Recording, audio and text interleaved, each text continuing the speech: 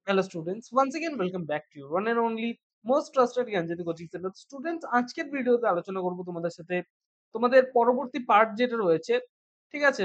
Third semester major English নিয়ে তোমরা যারা পড়াশোনা করছো এসকেবিইউ এর আন্ডারে, ঠিক আছে? তোমরা যারা পড়াশোনা করছো তোমাদের কিন্তু আমি ধারাবাহিকভাবে কোয়েশ্চেন্স গুলো নিয়ে আলোচনা করছি, ঠিক আছে? পরবর্তী যে কোয়েশ্চেন রয়েছে সেটা হচ্ছে define comedy of humours. Comedy of humours বলতে কি বলছো সেটা নিয়ে আলোচনা করতে বলেছে, ঠিক আছে? এখানে কি বলেছে দেখো, comedy of humours is a type of comedy develop by Ben Jonson. এটা কিন্তু বেন জনসনের দ্বারা ডেভেলপ করা হয়েছিল সেই সময় জ্যাকোবিয়ান এজে। কমেডি অফ হিউমার এটা কি বলছে? It is based on idea that person's behavior is controlled by one dominant humor। দেখো, মানে এনশিয়েন্ট সময়ে, সেই সময় মানে পুরোনো দিনে কি হতো, তারা বিশ্বাস করত যে মানুষের যে বিহেভিয়ার, সেই বিহেভিয়ারটা চারটা মানুষের লিকুইড বডিতে যে চারটা লিকুইড রয়েছে, সে চারটা লিকুইডের দ্বারা কিন্তু চালনা করা হয়, ঠিক আছে? বডিতে চার চার ধরনের যে লিকুইড রয়েছে, চারটা ফ্লুইড যে রয়েছে, সেই চারটা ফ্লুইড হচ্ছে বডির বিভিন্ন ইমোশনস গুলোকে কন্ট্রোল করে। একটা হচ্ছে ব্লাড, ফ্লেম, ঠিক আছে, ব্ল্যাক বাইল, ইয়েলো বাইল, ঠিক আছে? এগুলো হচ্ছে জিনিস যেগুলো হচ্ছে এই ফ্লুইড গুলোর দ্বারা মানুষের যে বিহেভিয়ার, সেই বিহেভিয়ার কন্ট্রোল হয়। কেমন ব্যাপারটা? ধরে নাও তোমার যদি ব্ল্যাক বাইল বেশি থাকে তোমার তোমার বডিতে, তার মানে কি তোমার হচ্ছে আহ, তোমার মধ্যে সরো কাজ করবে। সরো বলতে বোঝাচ্ছে তুমি দুঃখিত থাকবা সব সময়, এমন টাইপের, বোঝা যাচ্ছে? ইয়ে এরকম টাইপের ব্লাড যদি বেশি থাকে, এরকম বিভিন্ন ইমোশনস, বিভিন্ন যে ফ্লুইড, সেই ফ্লুইড গুলা কিন্তু কন্ট্রোল করে, এটা বলা হয়। বোঝা গেল?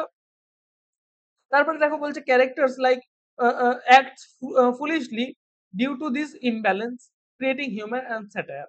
বলছে এই যে কনসেপ্টটা, এই কনসেপ্টটাই কিন্তু বেন জনসন নিজের যে ইয়েগুলো রয়েছে, কমেডিস গুলো রয়েছে, বিভিন্ন প্লে গুলো রয়েছে, সেই প্লে এর মধ্যে কিন্তু ইয়ে করেছে। বোঝা গেল?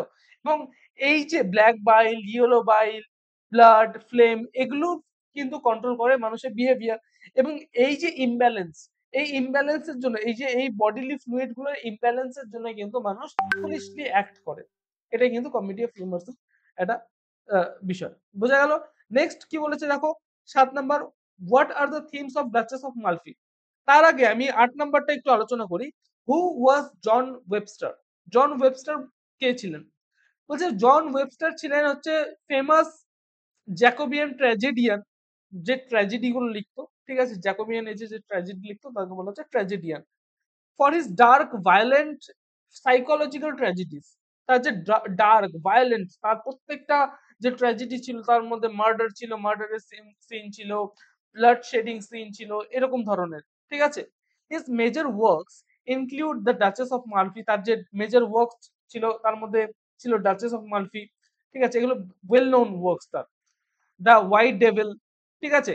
His place often focused on revenge.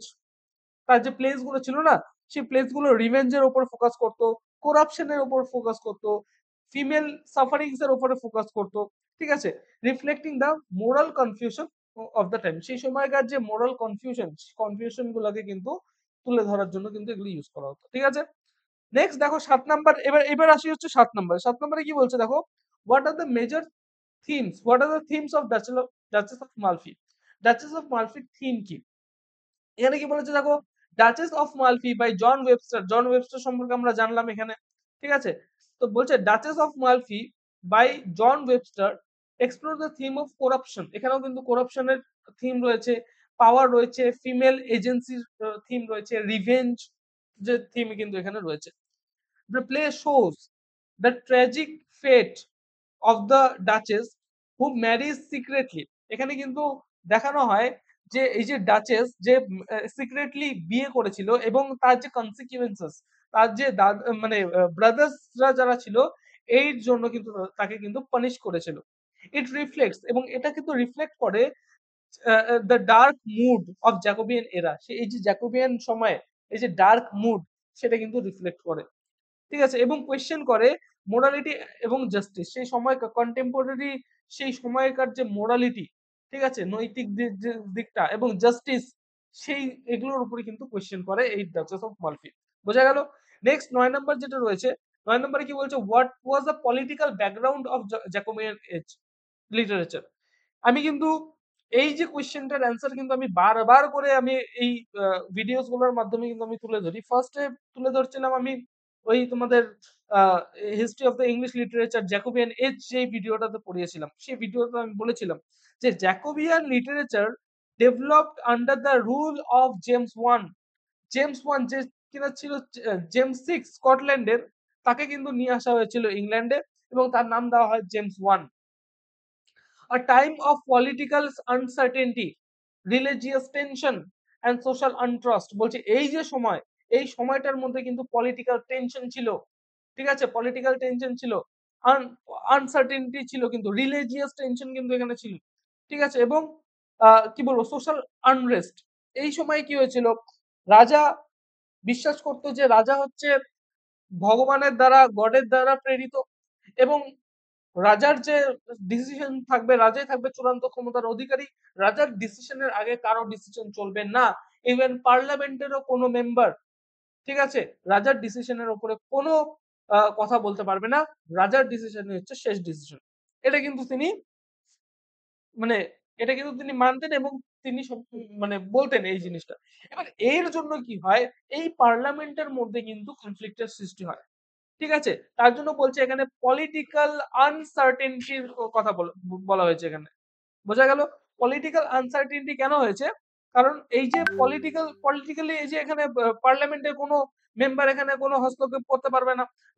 রাজাই থাকবে চূড়ান্ত ক্ষমতার অধিকারী। দ্যাটস ওয়াই এখানে that's why they are written political uncertainty. বোঝা গেল? তারপরে কি বলেছে দেখো? The king believed in the divine right of kings which created conflicts with parliament। আমি যে বললাম ডিভাইন রাইট, রাজাই থাকবে চূড়ান্ত ক্ষমতার অধিকারী, ঠিক আছে? এই যে জিনিসটা, এই জিনিসটা হচ্ছে পার্লামেন্টের মধ্যে কিন্তু কনফ্লিক্টের সৃষ্টি করেছে। পার্লামেন্টের মেম্বাররা সেই সময় বলতো যে প্রত্যেকটা ডিসিশনের উপরে আমাদেরও প্রত্যেকটা ইয়ের উপরে আমাদেরও মানে ডিসিশন থাকা উচিত, ঠিক আছে? তো তার জন্য হচ্ছে পার্লামেন্টের মধ্যে কনফ্লিক্ট কিন্তু সৃষ্টি হয়। This tensions often appeared in literature. এবং এই যে টেনশন গুলো রয়েছে, এই টেনশন গুলোই কিন্তু আলটিমেটলি লিটারেচারের উপরে কিন্তু প্রভাব পড়েছিল, specially in the form of satire and tragedy. এবং এই সময় কিন্তু ট্র্যাজেডি গুলো লেখা হতো, স্যাটারাইজ করা হতো সেই সময়কার কন্টেম্পোরারি যে পার্লামেন্ট ছিল, সেই পার্লামেন্ট পলিটিক্যাল কন্ডিশনকে। বোঝা গেল? দেখো তারপরে ৯ নাম্বারটা কি বলেছে? দেখো আমি বারবার করে একটা কথাই বলি যে literature is nothing but the reflection of the contemporary society. ঠিক আছে? এই যে কন্টেম্পোরারি সোসাইটি, সেই সোসাইটির রিফ্লেকশনই হচ্ছে কি এই কি বলবো, লিটারেচার। লিটারেচার তুমি যদি পড়ো তাহলে সেই সময়কার পলিটিক্যাল আ ইয়ের কথা জানতে পারবে, সোশ্যাল কন্ডিশনের কথা জানতে পারবে। তাই না? নেক্সট ১০ নাম্বার দেখো কি বলেছে? How did king James Bible influence the literature. King জেমসের যে বাইবেল, যেটা কিনা 1611 এ কিন্তু পাবলিশ করা হয়েছিল। সেই সময় কিং জেমসের যে বাইবেল, সেটা কিভাবে লিটারেচারকে ইনফ্লুয়েন্স করেছিল। দেখো কি বলেছে দেখো, the king James Bible completed in 1611 had great impact on literature. It beautifully its beautiful poetic language, rich imagery and clear style influenced many writers and poets। এই যে এর যে বিউটিফুল যে পোয়েটিক ল্যাঙ্গুয়েজ, সেই ল্যাঙ্গুয়েজ কিন্তু পরবর্তীকালে যে সেই সময়কার যে পোয়েটসরা ছিলেন, সেই পোয়েটসরা কিন্তু সেই ল্যাঙ্গুয়েজটাকে ইউজ করতেন, সেই স্টাইলটাকে ইউজ করতেন, সেখানে ইউজ করা বিভিন্ন ইমেজারি গুলোকে ইউজ করতেন। বোঝা গেল? এবং সেখানকার বিভিন্ন কোডস গুলোকে ইউজ করে কিন্তু এখানে লিটারেচার লেখা হতো। সুতরাং এই যে English literature, the history of English লিটারেচারে কিন্তু কিং জেমস এর বাইবেল কিন্তু একটা ভাইটাল রোল প্লে করে এখানে। বোঝা গেল? এই ছিল তোমাদের ১০ টা কোয়েশ্চেন, ৫ টা কোয়েশ্চেন। এর আগে আমি ৫ টা আলোচনা করেছিলাম। এই প্লেলিস্টে এড করা আছে। আজকেও ৫ টা আলোচনা করলাম। এই প্লেলিস্টে কিন্তু এড করা আছে। ঠিক আছে? প্লেলিস্টটাকে অ্যাক্সেস করো। সেখানে প্লেলিস্টের সেকশনে যাও। প্লেলিস্টটাকে অ্যাক্সেস করো। 3rd সেমেস্টার মেজর ইংলিশ বলে, বিকি স্যার বলে কিন্তু দেওয়া আছে তোমাদের। প্রত্যেকটা ভিডিও কিন্তু খুব আন্তরিকতার সাথে, খুব ডিটেইলসে তোমাদেরকে আলোচনা করছি। তোমাদের সাথে আলোচনা করছি। ঠিক আছে? প্রত্যেকটা ভিডিওস ভালো মতো দেখো। প্রত্যেকটা নোট করে নাও এবং এই ১০ টা ৫ টা কোয়েশ্চেন দিয়ে কিচ্ছু হবে না। আমাদের পেইড ব্যাচে আমি অলরেডি 500 এর বেশি এসএকিউ তোমাদের কিন্তু দিয়ে রেখেছি। অলরেডি সেখানে কিন্তু তারা পেয়ে গেছে।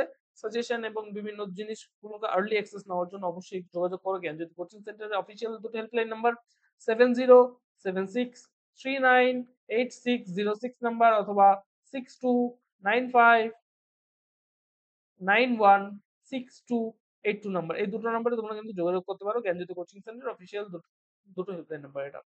দেখা হচ্ছে একটা নতুন ভিডিওতে নতুন কোনো টপিকের সাথে। Till then keep learning, keep exploring. Thank you so much.